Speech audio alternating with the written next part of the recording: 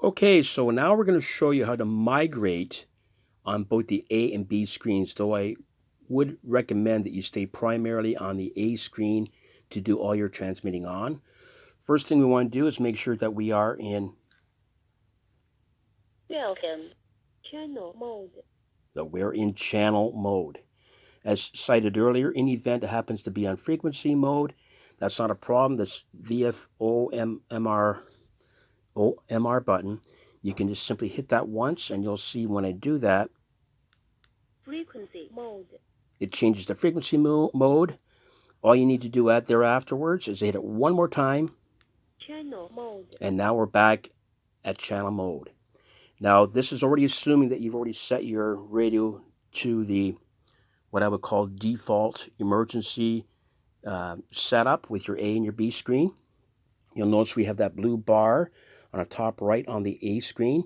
That's showing that you're going to transmit from that frequency, which is identical to the one on the bottom. But what's nice about the top one is we want to be able to identify what channel we're on. So now I want to show you how to walk through and to simply, by hitting this arrow button, the circle and arrow button, we can migrate from channel 15 right through to channel 22. And these are pre-programmed on your radio, so you don't have to worry about typing in the frequency. It's all pre-programmed for you. And in the event you come here and it's being occupied by another party, then we can migrate. And the rule of thumb is if channel 15 is occupied, we arrow up 3 channels. 9, 5, 8. So we are now on FRS 18. So there's a buffer now between us and 15. And in the event, if in a rare scenario that might be occupied, then the next default that we would go to is channel 22. So 4 more arrows up. 1, 2, 3, 4. 9, 6, 2. Okay, so here we are. We are at FRS 22. So the way that if you wanted to go back, and I would put this on a piece of tape on the back of your radio, the 2 numbers that we're going to worry about is the number 955. So we're going to type 955 in there now. And you see it brings us right back to default, FRS 15, our point of contact frequency.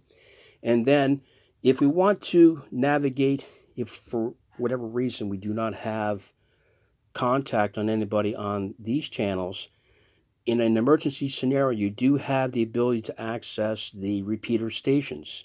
So our repeater that we have, VE3WZZ, it can be found by leaving it right on the top screen. It's always good to transmit from the top screen, so we're going to leave it there. And one more point before I go on to the repeaters is that the benefit by keeping the bottom screen at 462.55000 is because if it is busy, we can listen in to see if there are any parties that are trying to contact us in an emergency scenario. And if need be, we can hit the AB button one more time, bring it down to the bottom screen, contact that party, and then route them to channel FRS 18, which would be the default that we would be on in an emergency, and this frequency was being used for any reason. So that's the luxury of having the bottom screen utilized as a stable contact. Any traffic that comes through on that frequency we'll be able to hear, and if we recognize calls that are on our list, we can then route them to the FRS 18, which would then be the main stable frequency unless it's utilized, in which case we go to channel 22. So I just wanted to touch on that, why it's a good habit to keep the original point of contact frequency on the B screen for the intent that if parties are trying to contact us, we can reroute them to the point of contact frequency that we need them to be on and walk them through how to get there. So that said, our next phase is what we want to look at is how do we migrate to a repeater in the event there's no contacts on the FRS channels.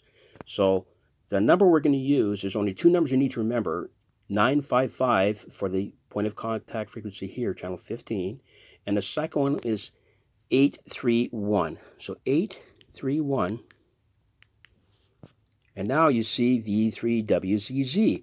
So that's our repeater that we would be utilizing. And I'm going to show you the same thing that we did with the other frequencies. You can migrate through all the pre-programmed repeaters that we have on your phone or on your radio. So how are we going to do that? The same way, using these arrows. Only I believe we've got to arrow down. Instead of arrowing up, arrow down. So I'm going to turn the volume down a little bit.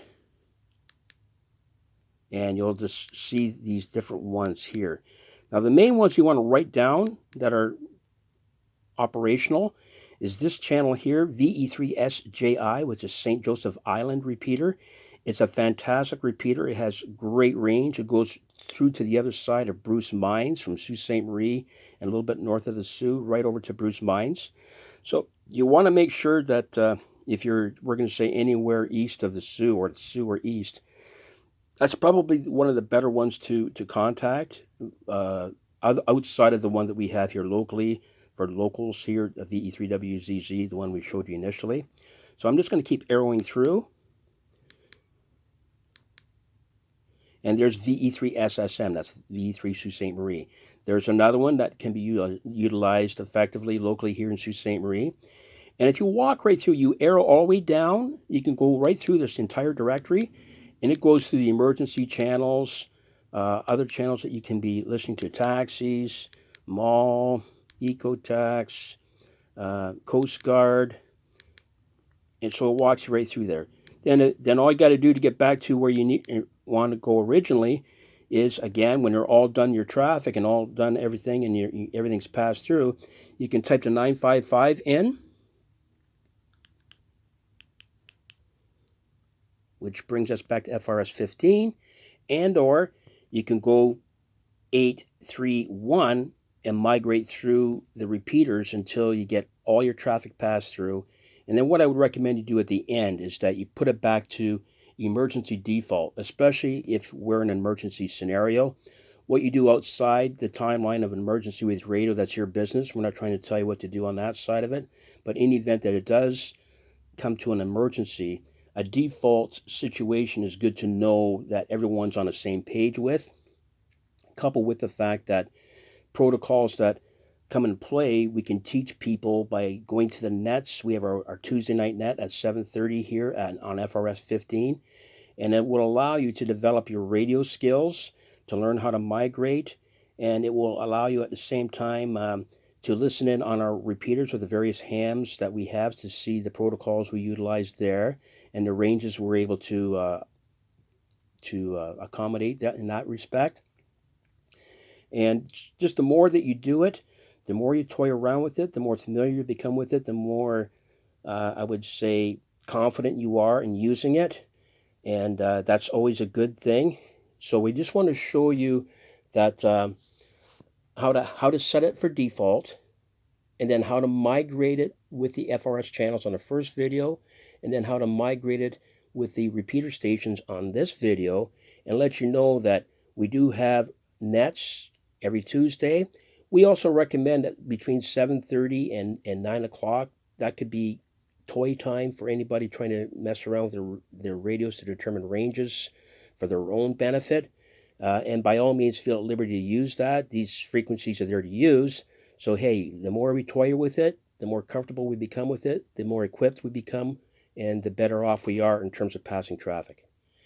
Okay, that's all I really had for you, and thanks for coming by. You have a good day, folks.